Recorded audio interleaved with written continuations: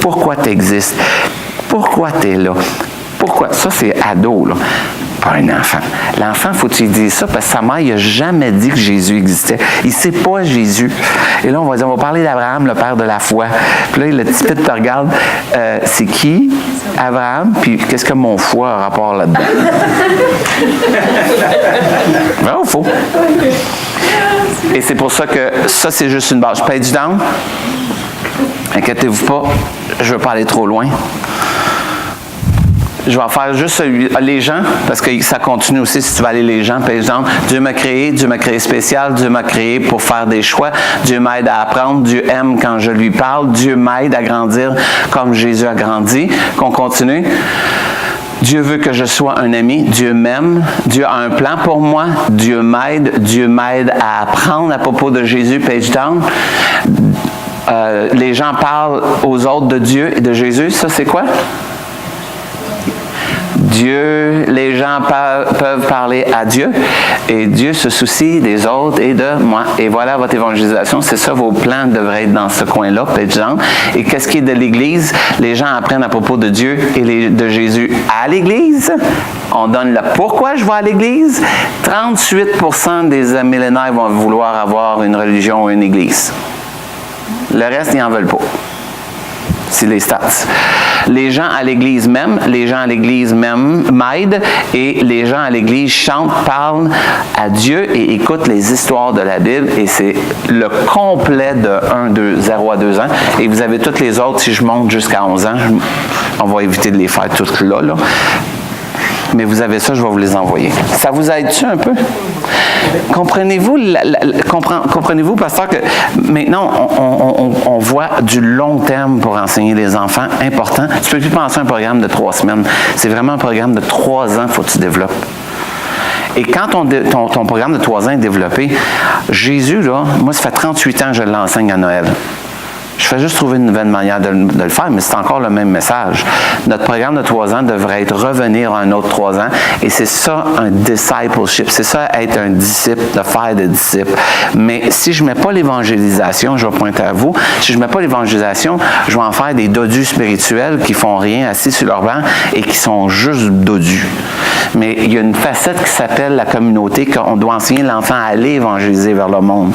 Moi, à mon époque, il nous faisait tellement peur au monde qu'on se mêlait pas avec le monde. C'était le péché, c'était les ennemis. Le monde, c'était mon ennemi. J'allais pas vers le monde, moi. J'en avais peur. Ils vont me séduire. Ils vont m'emmener dans le monde. Ils vont me faire douter de ma Bible. Puis là, je les voyais à l'école. Puis moi, je priais bien comme il faut parce que je me disais, Seigneur, je ne veux pas être influencé par le monde. Je ne veux pas être influencé par le monde. Mais je n'allais pas vers eux.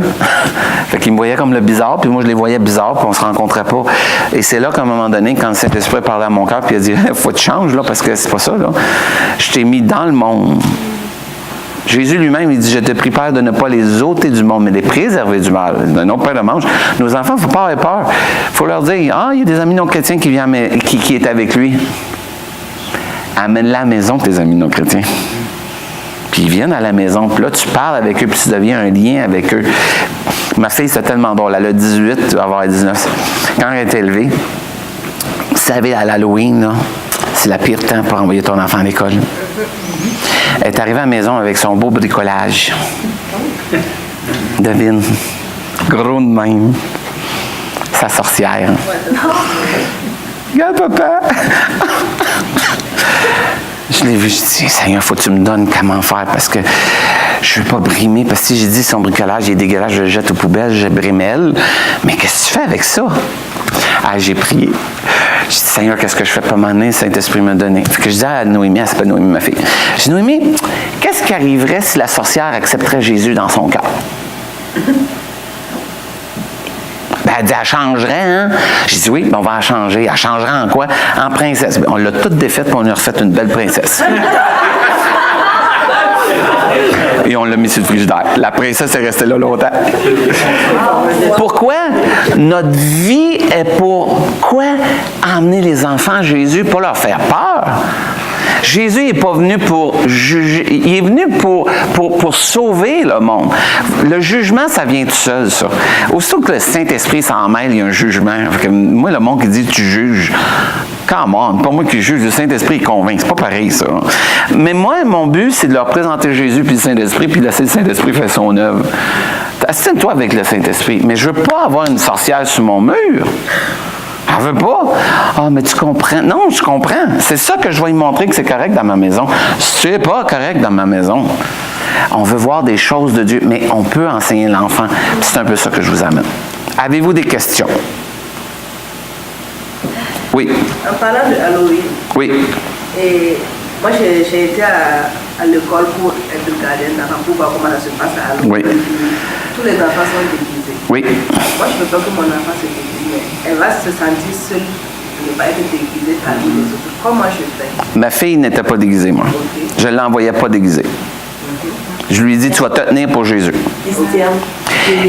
Et c'est de même que je lui ai enseigné. Parce que l'idée en arrière, c'est d'enseigner l'enfant. L'enseigner l'enfant, c'est qu'il va avoir à se tenir pour Jésus n'importe où. S'il ne l'apprend pas au primaire, rendu au secondaire, il ne le fera pas.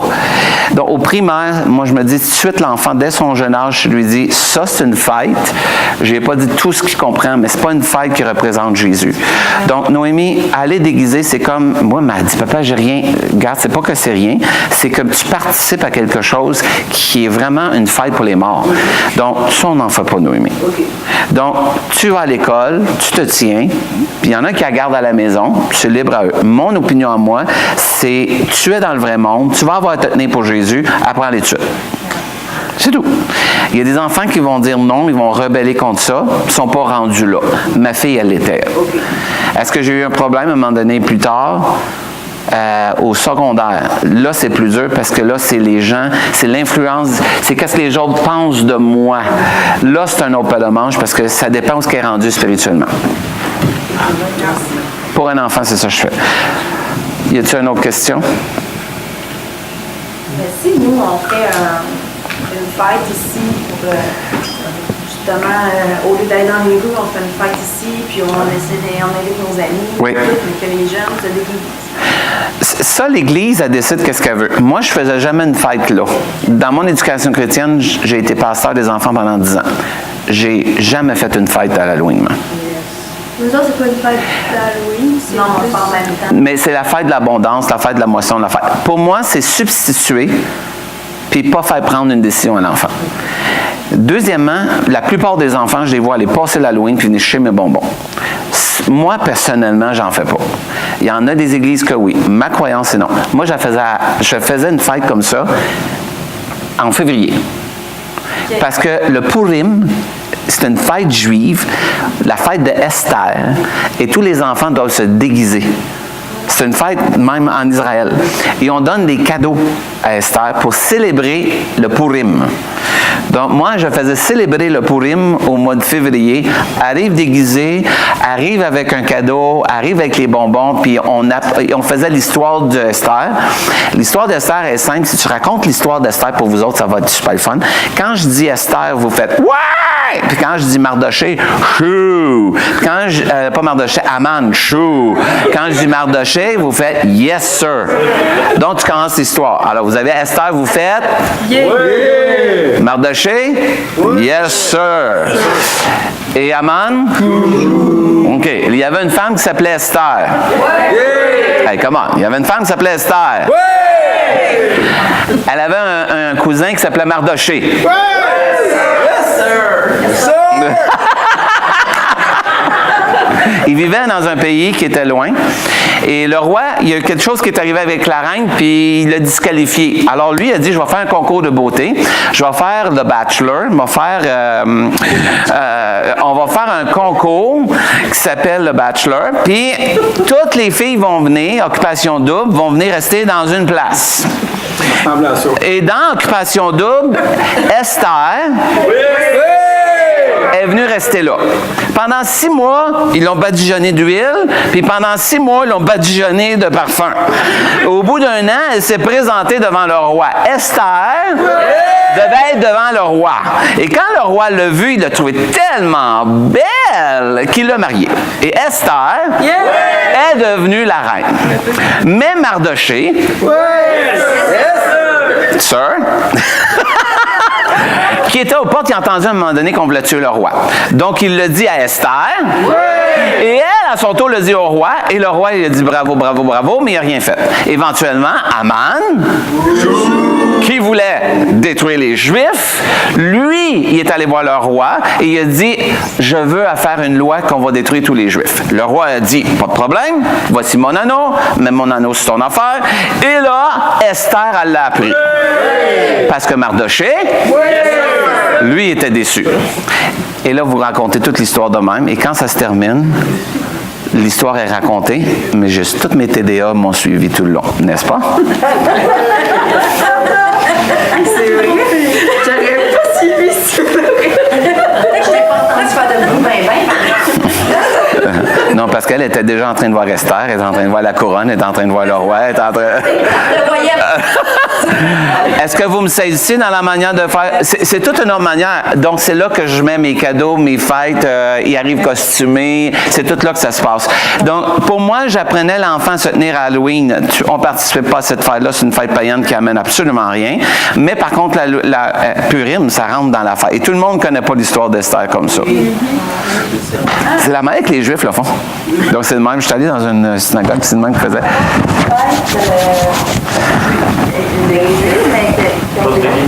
Oui, mais c'est ça, il n'y en avait pas.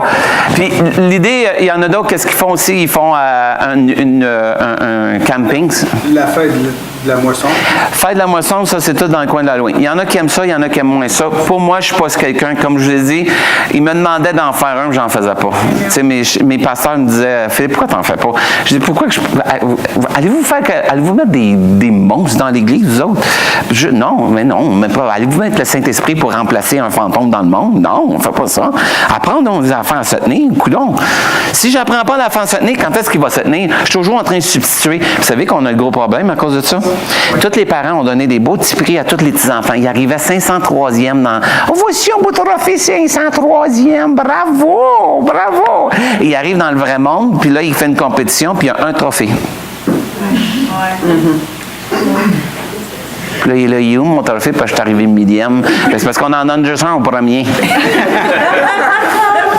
Mais on a habitué nos enfants. Tout le monde est égal. Hein? La vraie vie, c'est pas ça. M'excuse, la vraie vie, il y a juste un gagnant. Un. That's it. Toi, c'est 2 ou 3e. Mais il y a un gagnant. Donc, tu as le droit d'être gagnant. Puis si tu as perdu, bonne attitude, mon gars. Suck it in. Ça a l'air nono, mais il y en a qui disent, mais tu n'as pas de compassion pour être égal envers tout le monde. Je vais te poser une question. Est-ce que Dieu t'a béni la semaine passée quand il m'a béni, moi? Ben, probablement, mais pas de la même façon. Ben, gardons ça. C'est drôle, hein? Ben, voyons donc. On sent un Dieu qui aime tout le monde égal. C'est ça. Hein? Pas correct, ça. On va changer de Dieu, hein? C'est normal qu'on soit tous bénis. La Bible dit, tantôt c'est ton tour, il fait pleuvoir sur les bons et les mauvais. Ça, c'est la vraie vie. On peut enseigner la vraie vie aux enfants, mais on veut pas avoir la crise de l'enfant. Hey, il va t'en faire une que tu gagnes pas. Mais rendu à l'ado, il va vouloir avoir tout ce que les autres ont. Oui. Mais là, il va y avoir une surprise. Moi, j'ai pas le budget. Puis là, il va dire, ah, c'est plat d'être chrétien. Ben, m'excuse, c'est ta faute. T'as toi de dire que c'est être chrétien, ça veut pas dire que tu peux tout avoir. Être chrétien, c'est d'être heureux avec ce que Dieu te donne, puis demander à Dieu pour qu'est-ce que tu n'as pas, puis ce qu'il veut selon sa volonté, tu l'auras. That's it! Mais c'est ça la parole de Dieu. Enseignons la parole de Dieu à nos enfants, puis faisons des enfants de Dieu qui se tiennent. Ça, c'est mon opinion. C'est ça que je vous ai fait.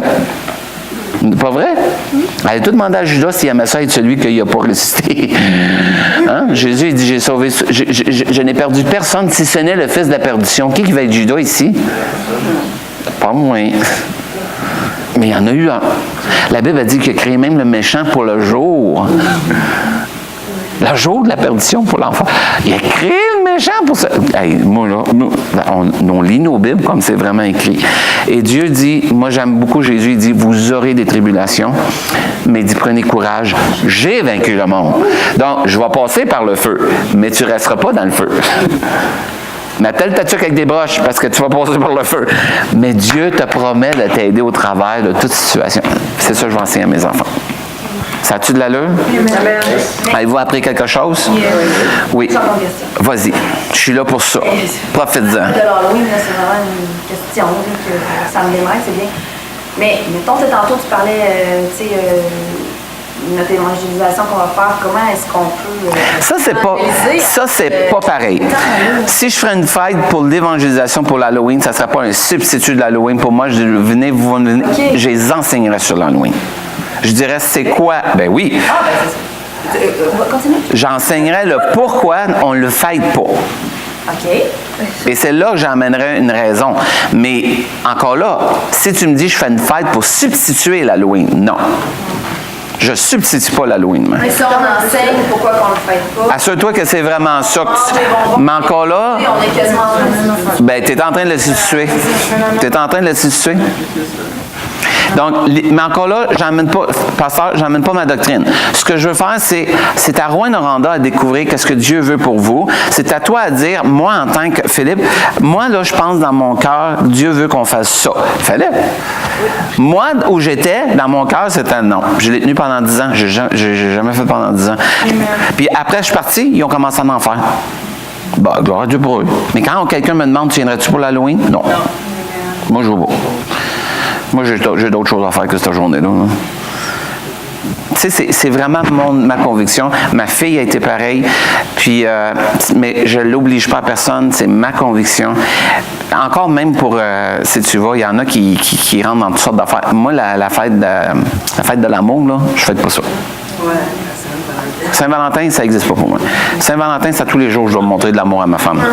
Fait que c'est 365 jours, ça. C'est long, hein? Coûte cher à des fleurs, ça.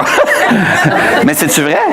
Oui. Moi, je me dis, on arrive à Saint-Valentin, je me dis, je t'aime. Ben ouais, mais qu'est-ce que tu fais des autres 363 jours? Ouais. C'est ça. J'aime mieux 363 jours que j'ai montré de l'amour à ma femme que cette journée-là qu'elle a eu une belle bague. Ça va durer 2 semaines, après ça recommence. Ça, c'est mon opinion. Est-ce que je suis contre que des soirées d'amour, de couple? Non, mais est-ce que moi j'y vais? Non, moi je ne veux pas ça. Je dis, ma femme, elle sait pour de ça. Tu me verras pas ces affaires-là, moi j'aime pas ça. Si j'étais obligé de m'asseoir devant toi, puis là, tout le monde me dit, là, tu dis t'aimes à ta femme. Faut que je pèse un piton pour dire que je l'aime? Non, merci. Non. Je dois être capable d'y démontrer mon amour à tous les jours. Saint-Valentin, est-ce que tu vas en faire une fête? Fais-le. Ça ne me dérange pas. Les femmes, vous voulez dire, on veut profiter pour parler sur l'amour. Ben vas-y. Mais moi, je vais parler sur l'amour de Dieu. Hein? Parce que la Saint-Valentin n'est pas partie d'une fête. Puis même Noël, quand je l'enseigne, je le dis aux enfants, je défais tous les mythes, moi. Dieu n'est pas né à Noël. Je défais le mythe des 3 mages. Je défais le mythe, vous ne trouverez jamais les anges qui ont chanté. Pas une place dans la Bible, tu vas voir les anges ont chanté. Ça dit qu'ils ont dit, ils ont parlé, et ils se sont dit un unisson. Mais vous ne dites pas, ils ont chanté ensemble. Tu vois pas ça dans la Bible?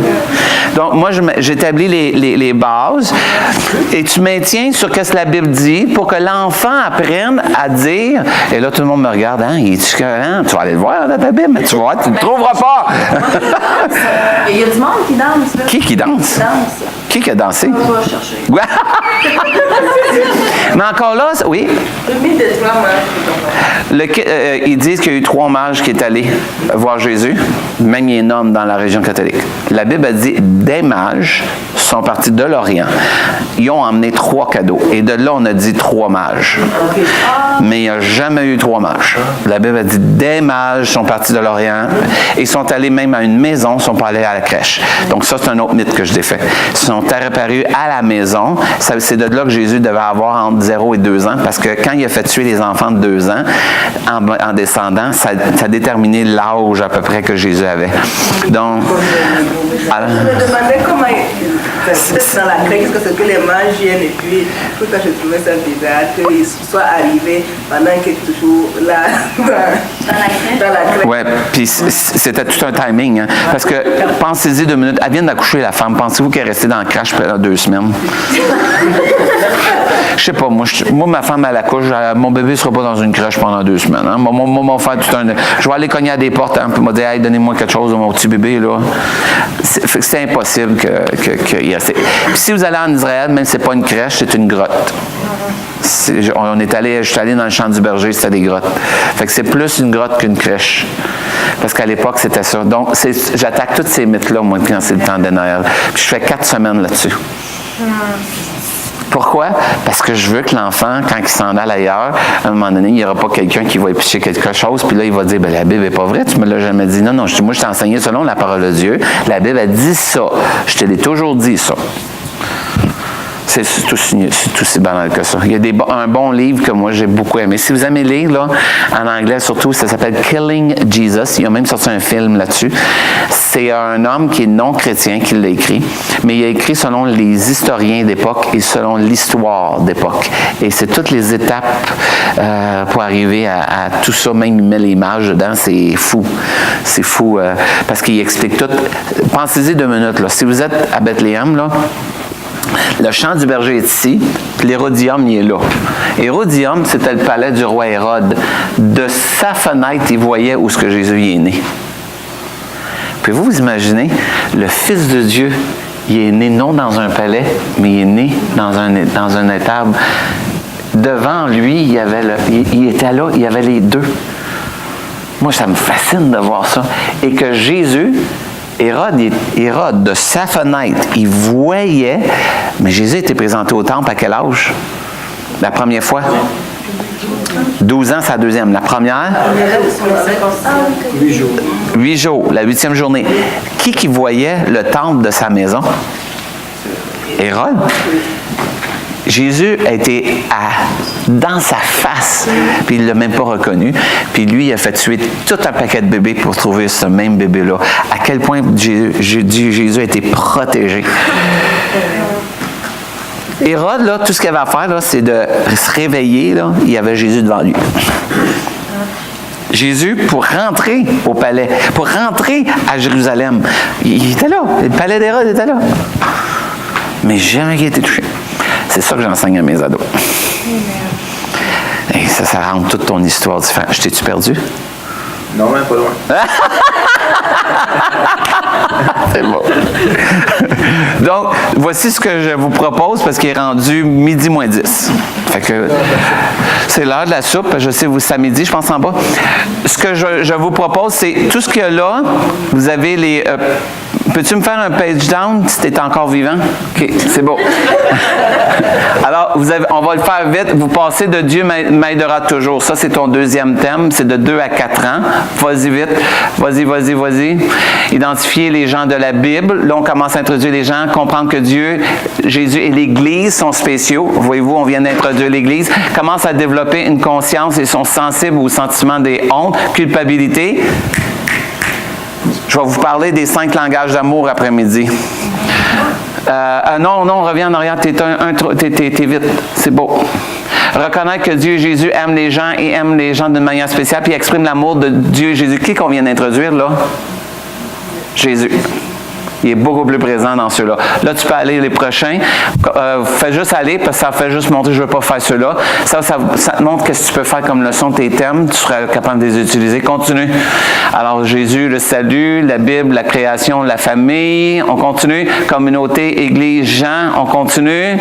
Et tu arrives à 4-5 ans. Peu importe ce qui arrive, Dieu aime les gens. C'est là qu'on commence à introduire la compassion. Se souvenir des histoires de la Bible. Reconnaître comment Dieu et Jésus aime les gens. Il voit comment Dieu aide les gens d'une manière spéciale, utilise la Bible pour trouver des phrases de la Bible. Oh, on introduit quoi là? Les versets. Commence à poser des questions sur Dieu, applique les versets, parce que c'est beau que je sais que j'appuie tout par celui qui me fortifie, mais comment ça j'applique ça à ma vie? Ça te sert à quoi de savoir ça si tu ne sais pas où la mettre dans ta vie? Alors, applique les versets de la Bible, vois Jésus comme un ami qui les aide et commence à tirer des conclusions. Là, ils réfléchissent. à propos de Dieu. On continue, tu peux aller plus vite. Encore Dieu, Jésus. On continue, salut le Saint-Esprit, la Bible, la création, la famille. On continue, communauté, Église, les gens. Comprenez-vous pourquoi que j'ai les 6 et 7 ans? Du bien et du mal arrivent aux gens, mais Dieu les aime toujours. Oh, là, on commence à introduire le mal. Les choses qui arrivent dans la vie des gens. Page down, et on y va. L'âge préscolaire. Voit Jésus comme un ami et les aide. Apprennent la Bible en tirant des conclusions sur Dieu. Commence à avoir une compréhension simple du... Là, je l'introduis. Pas que je ne veux pas l'introduire avant. On peut-tu introduire le positif avant d'introduire le négatif? Parce que j'ai souvent eu, moi, des enfants qu'on leur a tellement dit, ça c'est un péché, ça c'est un péché, ça fait pas ça, fais ça c'est un péché, fais pas ça, c'est un péché, ça fait ça. Puis l'enfant retient beaucoup plus le négatif que le positif. Tu peux dire 10 fois Jésus t'aime, une fois le diable veut t'emmener en enfer, l'enfant va revenir à la maison avec quoi? Le diable veut t'emmener en enfer. Pourtant, tu l'as dit juste une fois. L'être humain, il est le négatif plus vite. Commence à avoir une compréhension simple de l'Évangile, peut connaître les bonnes réponses, mais ne comprend pas tout à fait l'application. Puis, sont intéressés à savoir plus sur Dieu et Jésus et son plan du salut. Et là, on commence, Dieu et le salut, on continue. Et là, tu t'en vas, continue, on continue. Et là, tu vas arriver les 7 et 8 ans, les gens peuvent apprendre à réagir de manière positive face aux défis. Hop, là, on vient de shifter comment je réagis face à le défi dans ma vie. C'est pourquoi ils sont à l'école et tout. Donc, ils posent des questions sérieuses sur la religion. N'oubliez pas les clichés. Il y en a qui disent moi, j'aime pas les religieux. Mais la Bible a dit dans Jacques qu'il y a une bonne religion. C'est ceux qui s'occupent des veuves et des orphelins. Puis il y a une deuxième partie au verset. Mais on dit pas ça. Fait qu'on veut pas une église religieuse. Moi, je veux une église religieuse. La religion de l'Évangile qui s'occupe des veuves et des orphelins, qui apprennent à connaître Dieu. Mais les clichés, on est en train d'en faire beaucoup. Là, c'est rendu une vraie farce. Là. Ah, on était bien religieux. Moi, ça, quelqu'un me dit ça, je dis, t'as raison. Là, il te regarde, puis il dit, ben non, on n'aime pas les religieux. Ben moi, je les aime. Pourquoi? Parce qu'on peut-tu dire ce que la Bible dit, puis pas qu'est-ce que le monde pense? Qu'est-ce qu'ils veulent dire? C'est qu'ils ne veulent pas des gens qui ne mettent pas en pratique la parole de Dieu. C'est ça qu'ils veulent dire. J'ai rien contre, là, mais je veux qu'on mette la parole de Dieu bien au centre de ce qu'on fait. Donc, développer des valeurs, apprendre à être honnête, ont de la difficulté à exprimer des désirs, commencent à ressentir le besoin d'un sauveur. Plus vers 7 ans, prennent conscience d'eux-mêmes et du péché, ils veulent faire des choses de la bonne manière et pensent en termes de bien et du mal, plus qu'en termes que Dieu est malin. On a changé le mot péché même. Tu appelles ça le péché maintenant. C'est comment qu'on appelle ça? Tu as fait une erreur. Dieu veut venir te sauver de tes erreurs. Moi, j'ai fait un péché. On garde l'Évangile. Parce que votre enfant va faire des erreurs éventuellement, puis il va confondre péché et erreur. Il a fait une erreur à l'école. Il s'est trompé dans son calcul. C'est fatigant, ça. Il faut qu'il demande pardon pour son erreur de calcul. Mais saisissez-vous? C'est comme un 2 ans. Des fois, je vois des parents sont là. Veux-tu un beau petit kiki, là? Un beau petit kiki. Il va se promener toute sa vie en disant c'est un kiki. Non, c'est un biscuit, ça. Disons les vraies affaires. Je peux ouvrir. C'est pas enregistré. Hein? OK, bon, vous parlez. Quand ma mère était plus... À l'époque, il y a 20 ans, tu ne parlais pas de sexualité, hein, surtout pas dans l'Église.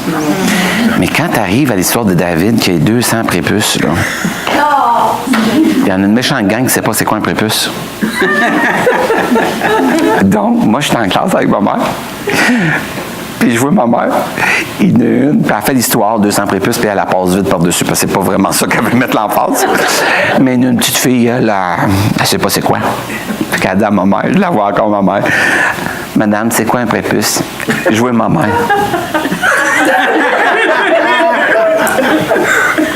Au lieu de dire le mot de l'organe de l'homme, elle dit un pénin. Tu prends le pénin. Encore aujourd'hui, je la ris parce que je m'imagine d'envers. Puis moi, j'étais là, puis je vois ma mère prendre le pénin. Je suis là, un pénin. Je sais, mon frère, c'est quoi un pénin?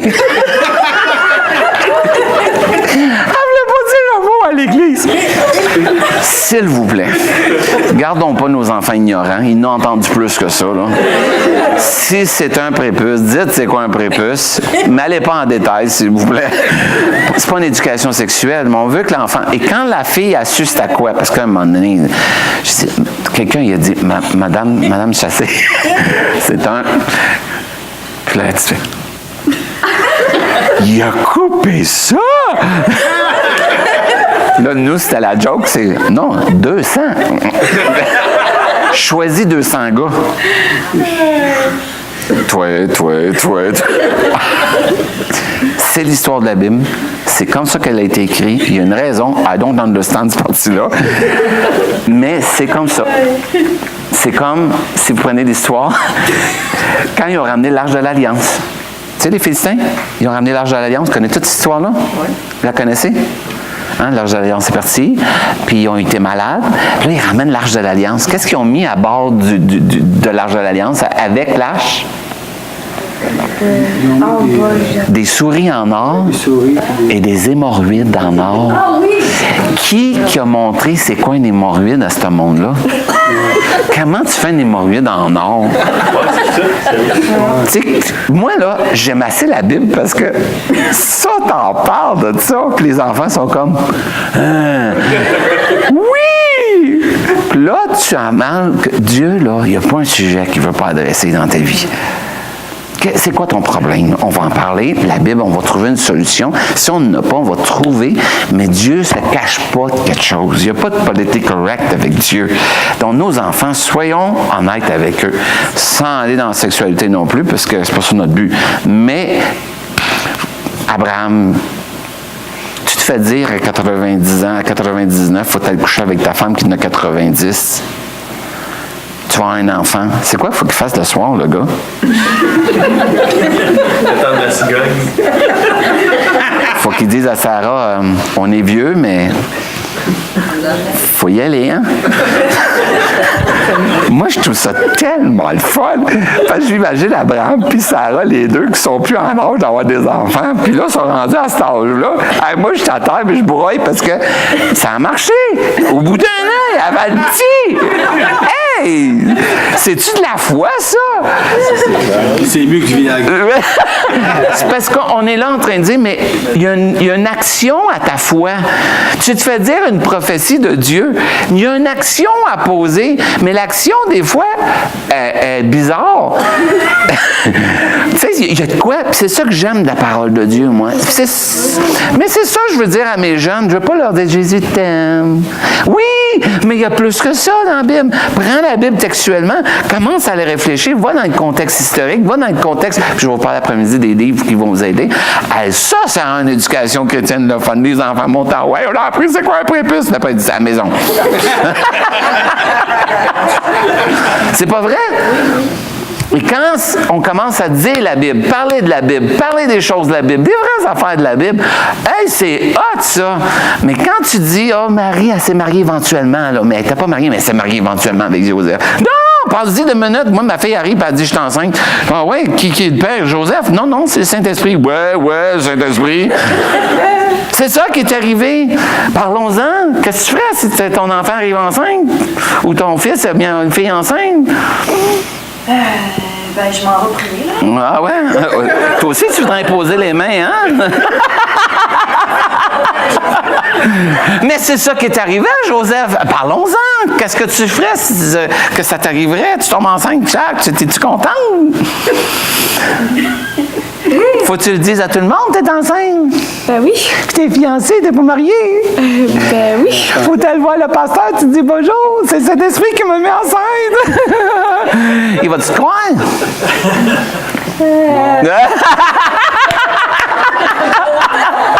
Parce que ça aurait vu ça une fois. Mais saisissez-vous, juste ça, parler de même, ça rend l'éducation chrétienne le fun. Mais si t'arrives, Jésus était dans 3 jours dans le ventre du poids, t'es mort, puis il est ressuscité, c'est merveilleux. Ouais, non, mettez-les l'histoire de vraiment, il est vraiment mort, il sentait, là. Ils ont mis du parfum, ils l'ont mis dans un tour, ils ont mis une affaire. Puis là, les enfants sont comme, wow! Mais c'est ça, notre job, c'est de rendre ça vivant. Parce que c'est ça que le Saint-Esprit a fait avec moi. Jésus est passé d'un homme à un sauveur vivant. Et c'est le Saint-Esprit qui l'a fait. Mais il me l'a donné par la parole. Et la parole de Dieu a dit, si vous parlez de la parole, aucune parole ne va retourner à Dieu sans avoir fait un effet. Si vous ne parlez pas de la parole, peut-ça avoir un effet? Non. Parlons de la parole. C'est là qu'on va arriver à quelque part. On paye du temps. Fait que ça, c'est d'âge primaire, puis je vais vous éviter parce que c'est rendu midi, et ça va vous donner une idée jusqu'à la fin. Vous voyez la petite écriture, là? Il y a beaucoup d'informations. Plus que tu vas, moins il y a de l'information, parce qu'à rendu à peu près 7-8 ans, on a pas mal donné toute la base. Le restant, c'est vraiment approfondir dans les vraies affaires de la vie. Alors, les gens peuvent vivre avec joie, indépendamment des circonstances. C'est où est-ce qu'on s'en va? Oui, ma soeur. Oui, et je vois la manière dont c'est divisé. Nos classes ne sont pas divisées de la même manière. Non, parce qu'on n'est pas fait de la même façon. Sauf que si j'ai une classe qui est de 7 à 12 ans, faut que je vais viser toujours, moi, où est-ce que ma clientèle est rendue. J'ai juste des nouveaux, je m'en vais vers le nouveau. Oui. Deuxième question. Et si on a des enfants, moi je suis dans la classe de 9-11 ans, Oui. qui n'ont pas eu cette base-là, Oui. comment tu fais? Tu repars en arrière? Parce que moi actuellement, ils vont aller dans la jeunesse bientôt et puis je veux qu'ils partent à la jeunesse avec une base parce qu'ils vont au secondaire et puis... Sont-ils sauvés? Oui, ça c'était ma première chose. Ils sont sauvés? Bon, quelle base vous voulez leur laisser? Mais je veux leur laisser et d'abord qu'on a un Dieu qui les aime et qui est là en toutes circonstances. On a Jésus qui faisait des miracles, qui peut encore le faire aujourd'hui. Et puis on a le Saint-Esprit qui est là pour les accompagner toujours. Oui.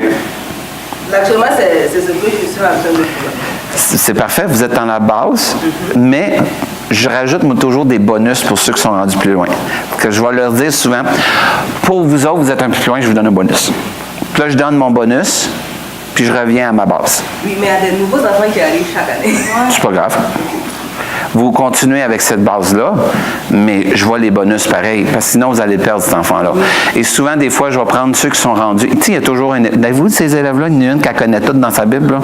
Bon, celles qui connaissent tout dans sa Bible, qui vont dire, ah, pas encore l'histoire de Jonas. Premièrement, je dirais jamais l'histoire de Jonas. Je dirais celui qui est le premier sous-marin dans la Bible. C'est le même que je dirais. Ma classe, ma leçon, c'est mes premiers sous-marins dans la Bible. Je vais parler de la coiffeuse. C'est qui la coiffeuse?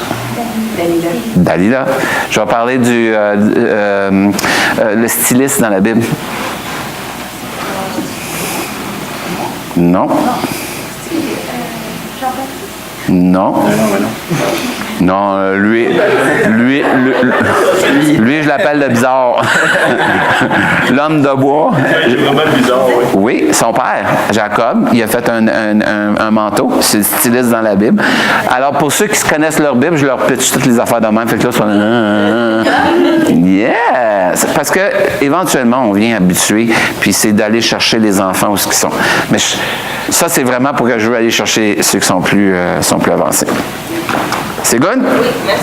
Vous avez un break, dîner. Je vais être à la table tantôt, fait que si jamais vous venez à la table, il n'y a pas de problème. Visa, Mastercard, on prend, comme je dis, je ne pousse pas vraiment pour vous vendre quelque chose, c'est juste vous avez le privilège d'avoir ça, juste au côté. Ça a-tu l'allure, pasteur? Oui. Les livres qu'ils ont là ne sont pas à vendre du tout. Ceux-là sont de ma collection personnelle. Si jamais vous voulez Il y quelque... en a un que j'avais spoté, là. Lequel? Mais Wesley. John Wesley? Héros de la foi. C'est celui-là? Oh, ouais. Je te le donne. Non, je te le donne. Ah, oui. Hein? Ben, merci beaucoup. Ça fait plaisir. Là, moi, j'en ai spoté un aussi.